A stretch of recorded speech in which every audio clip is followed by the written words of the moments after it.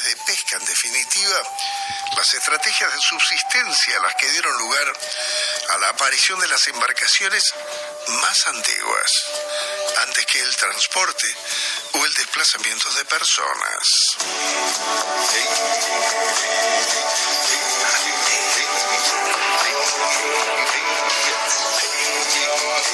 La primera noticia sobre la navegación de los indígenas en el Nuevo Mundo la recoge el mismo Cristóbal Colón para el Caribe. En sus relatos encontramos a cada paso referencias a las embarcaciones indias con la precisión necesaria para poder establecer claramente sus características.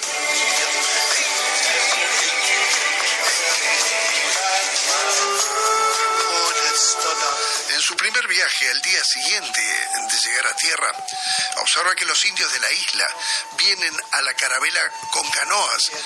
Dice que son hechas del tronco de un árbol, labrado notablemente, y grandes, en las que algunas venían 40 o 45 hombres, eran gigantescas, y otras más pequeñas, a veces con un solo hombre. Y dice Cristóbal Colón que remaban con una pala como de horno.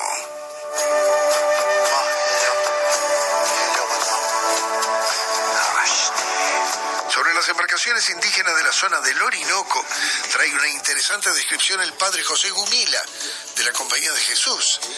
En su libro, escuchen el título, ¿no? Parece de Lelutier. El título del libro del padre Gumila es El Orinoco ilustrado y defendido, historia natural, civil y geográfica de este gran río y sus caudalosas vertientes. Se los digo de vuelta. El Orinoco ilustrado y defendido, historia natural, civil y geográfica de este gran río y sus caudalosas vertientes.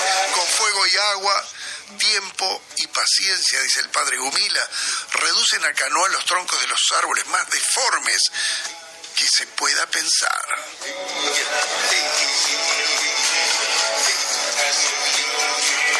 Para calafatearlas, es un término náutico que supone meter alquitrán o fibra con alquitrán para tapar fisuras y posibles vías de agua. Para calafatearlas machacaban la corteza de una planta que crece en la orilla del río y del mar, dice el padre Gumila, preparando así una masa fibrosa y pegajosa de gran resistencia que permitía desafiar no solo las olas del Orinoco agitadas por los vientos del este, sino también los riesgos de una navegación marítima. Para construir embarcaciones cortaban el árbol con hachas de piedra y luego por medio del fuego iban excavando el tronco.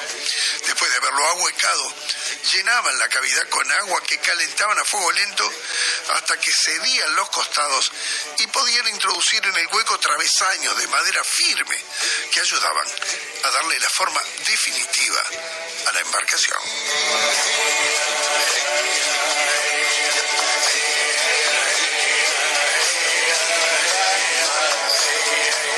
Concluida esta tarea, apagaban el fuego que se había prendido en la superficie exterior del tronco y con gran prolijidad, durante muchos días, sacaban el carbón que se había formado en su parte interior y externa, hasta que toda la canoa quedaba con un lustre como de azabache. Parece que aquel poco carbón exterior que le quedaba era una defensa grande para evitar que el agua pudriera las embarcaciones. Y ahora nos venimos acá, para el Río de la Plata, el delta del Paraná. La Fundación Hayes, en 1925, comisiona al doctor Samuel Kirtland Lothrop para la realización de trabajos arqueológicos, y poco antes de su llegada fue localizada una canoa en un antiguo lecho de arroyo, en el arroyo La Glorieta, en el Paraná de Las Palmas, Buenos Aires, ahí frente a Nueva Palmira. Era de madera de timbó. Timbó son los árboles que están en el bulevar Fructuoso del Puerto, que entra a la ciudad, y en el bulevar Ferreira Aldunate, también esos árboles que están plantados en el medio del bulevar son timbó u oreja de negro. Esa canoa que encuentran ahí en el delta del Paraná, en el Paraná de Las Palmas, era de madera de timbó y había sido trabajada sin intervención del fuego, atribuyendo su hechura a guaraníes o chanabeguá.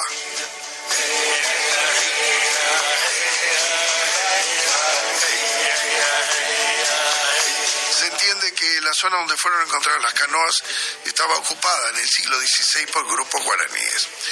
Se considera que los chaná, chanabeguá, charrúas, beguáes y timbúes también eran canoeros.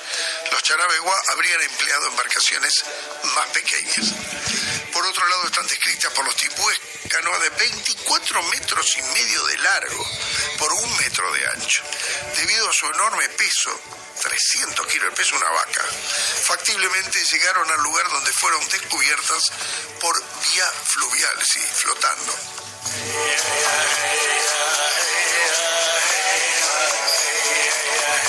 Aníbal Barrios Pinto, nuestro historiador, opinaba que charrúas y chanabeguá empleaban canoas hechas de un solo tronco, canoas monóxilas para sus desplazamientos. No sé en qué se basa don Aníbal, a quien conocí personalmente en el Museo Nacional de Historia Natural, para decir que los charrúas tenían canoas, no lo sé. Renzo Pío Ugarte, otro antropólogo de Facultad de Ciencias, a quien también tuve el gusto de conocer, mencionaba, él era de la opinión que no se conservaron ni se han encontrado en Uruguay canoas como las que los primeros viajeros describieron. Las que se encuentran en museos corresponden a una época posterior, pues fueron construidas y usadas por guaraníes reducidos de las misiones jesuíticas. Una puede ser, don Renzo, una puede ser. La otra, la que apareció, allá arriba en Paysandú, no.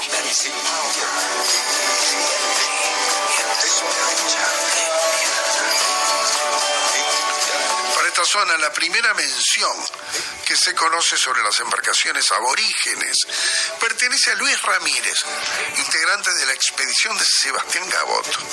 Aparece dicha referencia en una carta a su familia fechada el 10 de julio de 1528.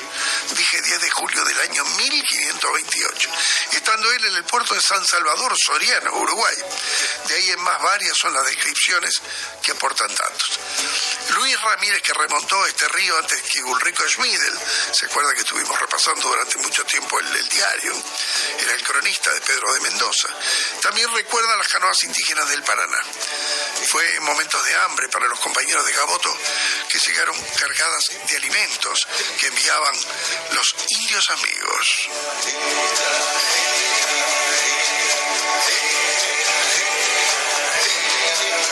Ulrico Schmidl, el cronista de la expedición de Pedro Mendoza, fundador de Buenos Aires en 1536, relata acerca de los timbúes.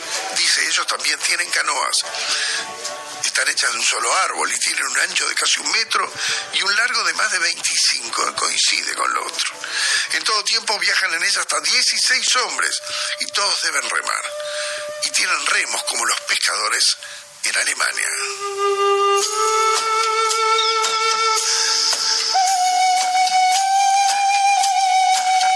También se refirió en su momento a los indios corondás y a los mocoretaes como poseedores de embarcaciones.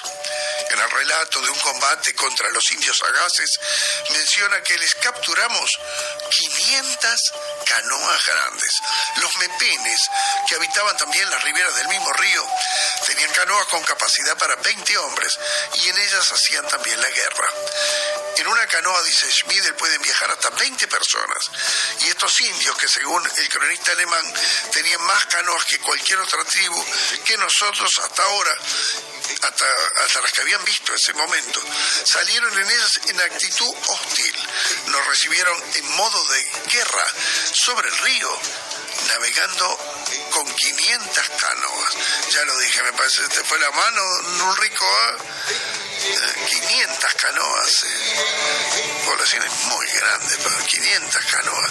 Pero López de Sousa, en 1531, da cuenta que salieron de tierra 4 canoas con mucha gente. Remaban tanto que parecía que volaban. Sus canoas eran de 20 metros de largo, otra vez coincide, y más de 1 metro de ancho. Remaban con unas palas muy grandes, con penachos de plumas en sus extremos. Iban en cada canoa 40 hombres, todos de pie, remando de pie. Vamos a un espacio comercial, llega el flash informativo de la hora 10 y después seguimos con las canoas indígenas y le contamos sobre las 2 únicas canoas que han aparecido en Uruguay hasta el momento.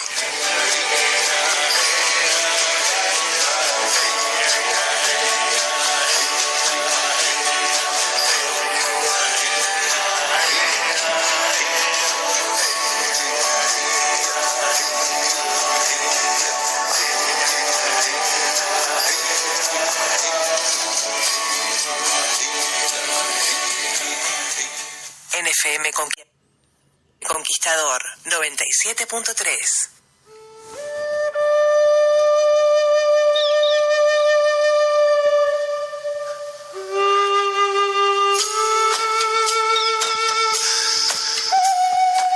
Hay investigadoras que mencionan, en cuanto a la relación a las dimensiones y uso de las canoas, al padre Drobishofer en el siglo XVI y a Florian Pauke, también otro cura, en el siglo XVIII, quienes diferencian dos tipos principales de canoas a partir del tamaño y forma del tronco.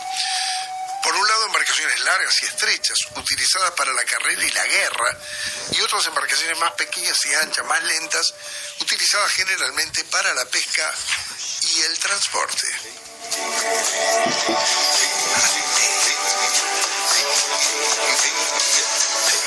Algunos autores dicen que la región de los grandes ríos, Paraná, Uruguay y Paraguay, era habitada por tribus que utilizaban canoas asiduamente, tanto para transporte como para la guerra y como medio para asegurar su alimentación. A finales del siglo XVIII, el capitán de fragata, Juan Francisco de Aguirre, que integró la comisión para la determinación del límite con Portugal, en su memoria dice: las canoas payaguás no parecen sino agujas, en las grandes navegan hasta 9 indios. Eran de madera de timbó, dice también, ¿tá? Y eran de más de 8 metros y medio por 70 centímetros de ancho.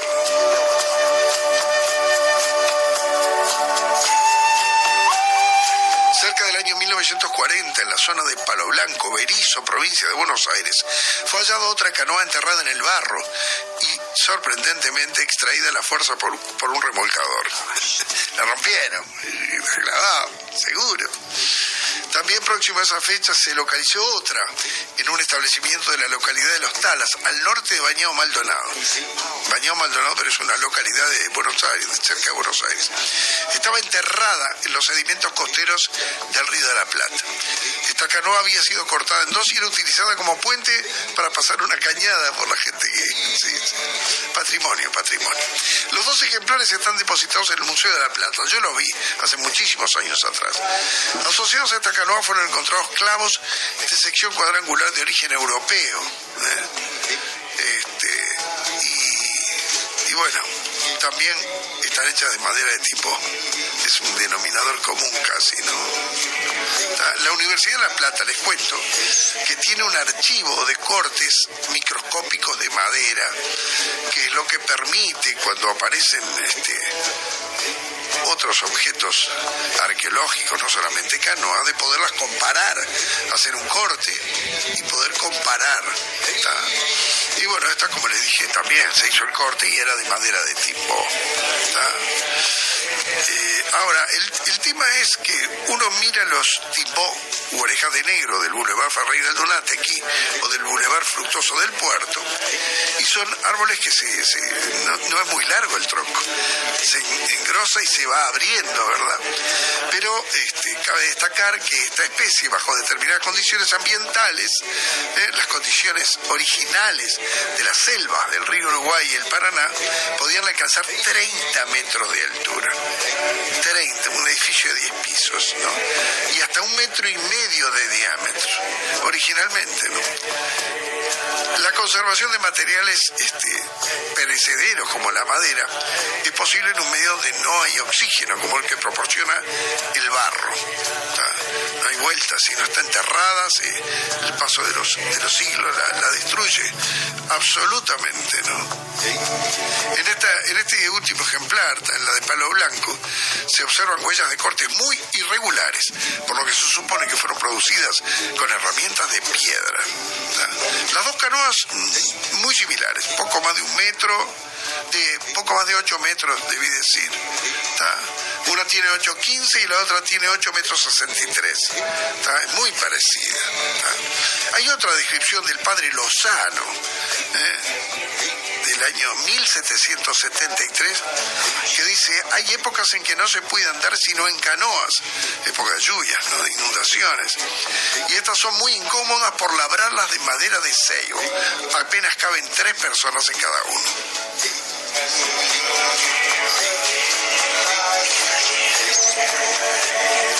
La madera de ceibo tiene un alto índice de flotabilidad y la especie más común y de mayor distribución geográfica que el timbó, porque lo que no se descarta que hubiese sido empleado por tribus nativas del territorio uruguayo para fabricar las canoas, ¿no?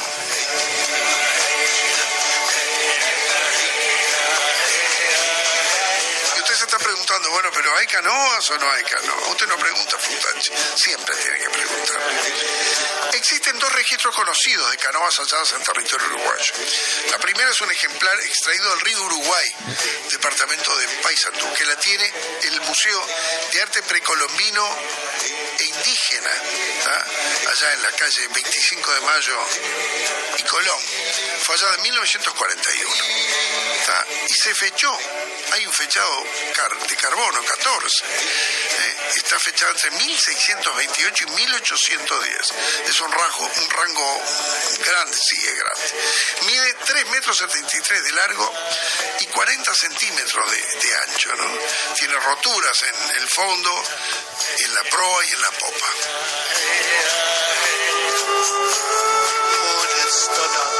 Esta canoa la extrajeron del barro, de la barra del Queguay con el río Uruguay. El río Queguay con el Uruguay. Y estuvo un tiempo depositada en el liceo de Paysandú. Se le atribuye hechura misionera de los indios guaraníes. Pero hay una segunda canoa, ¿tá? Esta se puede ver, la primera por supuesto en el Mapia, allá en la calle 25 de Mayo y Colón. La segunda pertenece al acervo del Museo Naval, del Centro de Estudios Históricos Navales y Marítimos, allá en el final de la calle La Rañaga y La Rambla. Fue hallada en Laguna del Diario en el año 1973, en el departamento de Maldonado. También tiene roturas importantes, básicamente en el fondo y en la popa. A unos 8 centímetros del comienzo hay un agujero de poco más de 1 centímetro de diámetro que hace pensar en algún dispositivo de amarre, de anclaje, en realidad es más correcto, ¿no?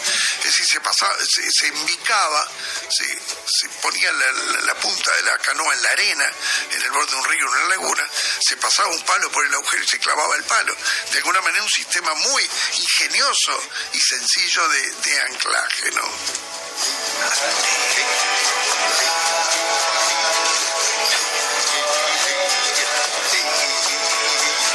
Son las 2. Usted se puede preguntar, y en la no hay canoas acá en la zona, entre los constructores de cerritos, que estaban en algún momento del año estaban rodeados de agua, tuvieron que haber utilizado. ¿Qué hubieran utilizado acá? Seguramente madera de ceibo, canoas chicas, ¿verdad? Pero bueno, reitero, para que se haya conservado a través de por lo menos 300, 400 años, se supone que hace 400 años desaparecen ya los constructores de cerritos. Para que haya durado la madera 400 años tiene que estar enterrada en el barro, no sumergida pero enterrada en el barro. Después para la extracción hay que hacer todo un procedimiento, porque si uno la saca y la deja secar, se pulveriza. Hay que sacarla, dejarla en agua, en un tanque, en una bañera, en una especie de piletón, y empezarle a agregar azúcar paulatinamente, en un proceso que lleva un año. Igual que se trató, en uno de estos programas les voy a contar la historia del mascarón de proa, de la Atrevida, una de las fragatas que dio la vuelta al mundo y que fue hundida cuando las invasiones inglesas en el puerto de Montevideo.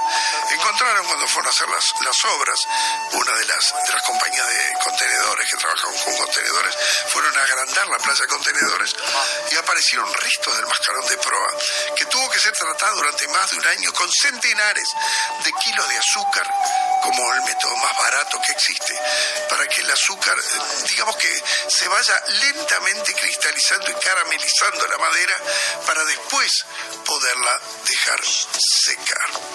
Vamos a unos mensajes comerciales. Volvemos con la música que se escuchaba en el centenario del departamento de 33.